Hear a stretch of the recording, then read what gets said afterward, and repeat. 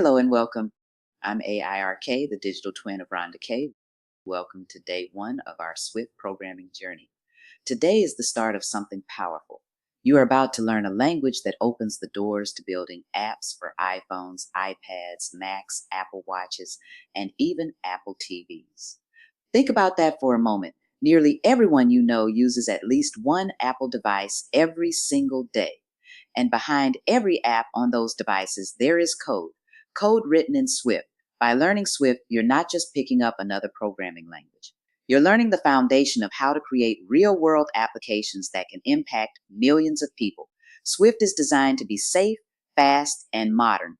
It eliminates many of the common mistakes that programmers make while still giving you the power to build advanced, high performance applications. That means you'll be able to focus on solving problems and building amazing experiences instead of constantly worrying about errors in your code.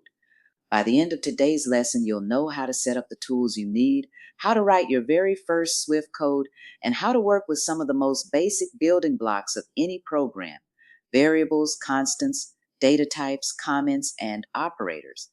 These are the foundation of everything you'll build moving forward.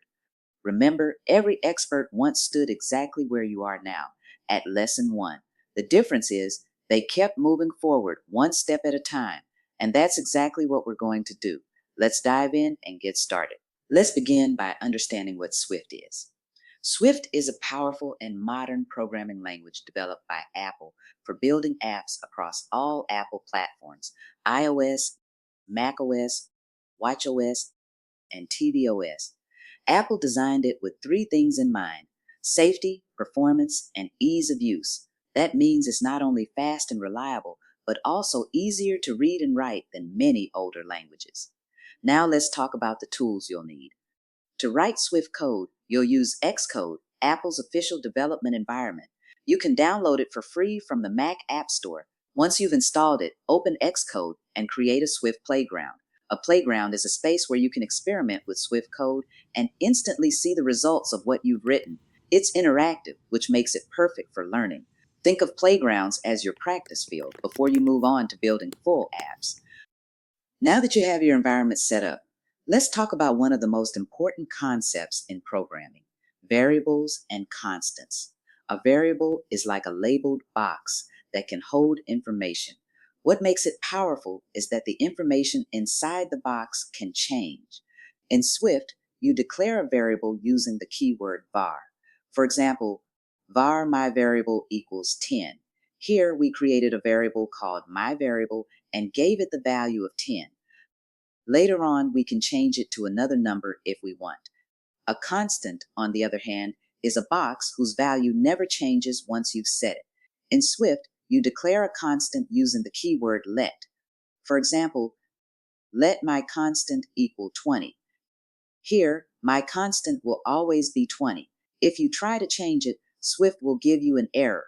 This is actually a good thing because it protects your program from unexpected changes. Next, let's look at data types. Swift has several built-in data types that you'll use every day. Int for whole numbers like 5, -3, or 1000. Double for decimal numbers like 3.14 or -2.5. String for text like hello Swift. Bool for true or false values. Here are a few examples. Var age, int equals 25. Var pi, double equals 3.1415. Var message, string equals welcome to Swift. Var is Swift fun. Bool equals true. Now let's talk about comments. Comments are notes you write inside your code to explain what's happening. They don't affect the program at all, and the computer ignores them, but they're incredibly important for documenting your work. For a single line comment, use 2 slashes in front of the text you want the computer to ignore. For example, // this is a single line comment. For a multi-line comment, wrap your text between /* and */ like this. Multi-line comments are great for documenting your project and making notes that other programmers working with you may need.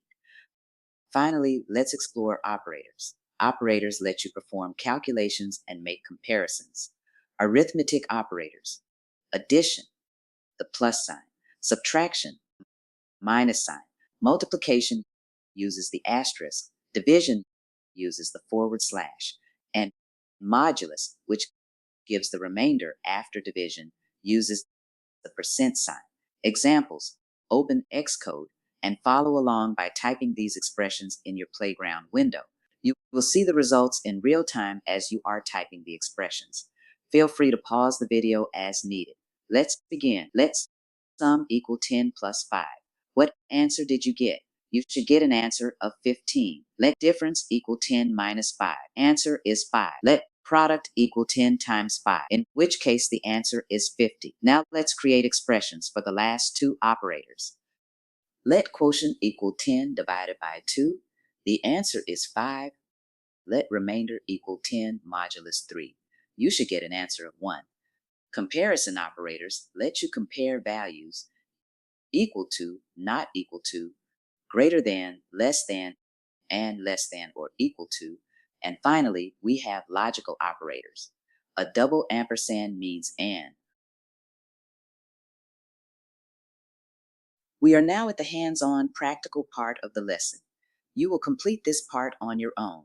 Now that you've seen the basics of Swift, it's time to practice. Your homework will help you solidify today's lesson. Variables and constants.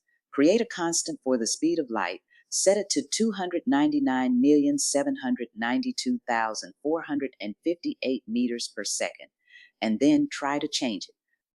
Notice what happens. Create a variable for a person's age, then update it to a new value. Data types. Create a variable for a person's height in meters using a double. Store a user's full name in a string. Create a Boolean variable to represent whether a door is open. Operators. Write a Swift program to calculate the area of a rectangle with a width of 5 and height of 10. Use the modulus operator to check if a number is even or odd. Compare two numbers using comparison operators and print the result. And for a bonus challenge, write a program that asks for two numbers and prints their sum, difference, product, quotient, and remainder. This homework may look simple, but it's incredibly important. These exercises will give you the foundation to build much more complex programs later on.